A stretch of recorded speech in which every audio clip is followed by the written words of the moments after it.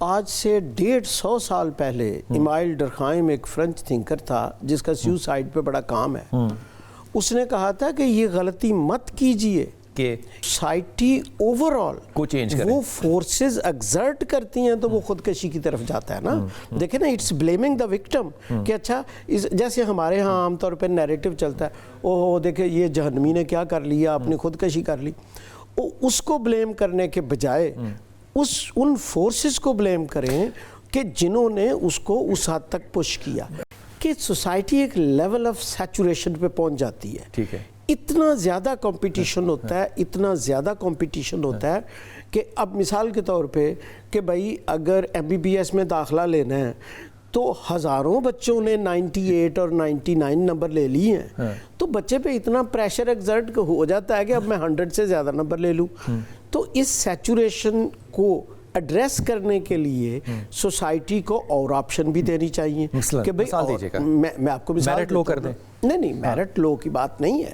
مثال کے طور پہ اور بھی سائنسز ہیں دنیا میں, اور بھی ڈسپلنز ہیں, کیا ہر ایک نے ضروری مرنا ہے اس کمپٹیشن میں آ کے؟ ٹھیک ہے نا جی. حضور ایک اس پہ ذرا تھوڑا سا ہلکا ہاتھ رکھ کے آپ نے مجھے بتانا ہے, جو میں نے جتنا بھی سروے کیا وہ ملتان روڈ پہ فیمیل کالج تھا, وہ ادروائز لڑکوں کے کالجز تھے, ان کے لیے یہ بات اچنبھا تھی کہ خودکشیاں کرنی ہیں.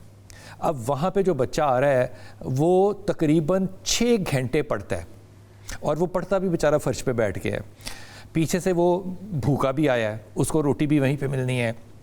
ہو سکتا ہے اس کا امبیشن بہت زیادہ نہ ہو, لیکن اس کے باوجود اگر آپ جامعہ بنوریا دیکھیں گے نا, جامعہ بنوریا میں جتنے PhDs طالب علم اسی یونیورسٹی نے پیدا کیے ہیں اور وہ وہیں پہ امپلوائے ہیں, وہ انبلیویبل ہے. بلال صاحب اب میری بات سنیں جی. Thank you very much. پہلی تو بات ہے میں اپنا کیویٹ دینا چاہتا ہوں کیونکہ یہ بڑا ہائی پروفائل پروگرام ہے, بہت سے ایجوکیٹڈ ٹیکنوکریٹ بھی اسے دیکھ رہے ہیں جی.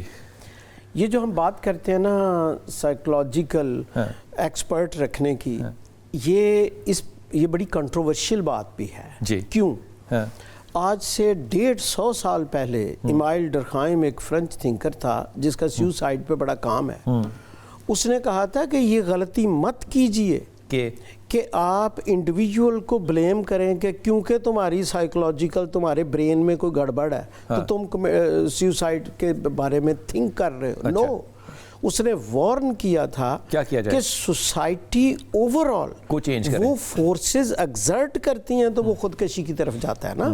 دیکھیں نا, اٹس بلیمنگ دا وکٹم کہ اچھا جیسے ہمارے ہاں عام طور پہ نیریٹو چلتا ہے, اوہ دیکھیں یہ جہنمی نے کیا کر لیا, اپنی خودکشی کر لی. اس کو بلیم کرنے کے بجائے ان فورسز کو بلیم کریں کہ جنہوں نے اس کو اس حد تک پش کیا. ہیونگ سیڈ دیٹ, میری عرض سنیں.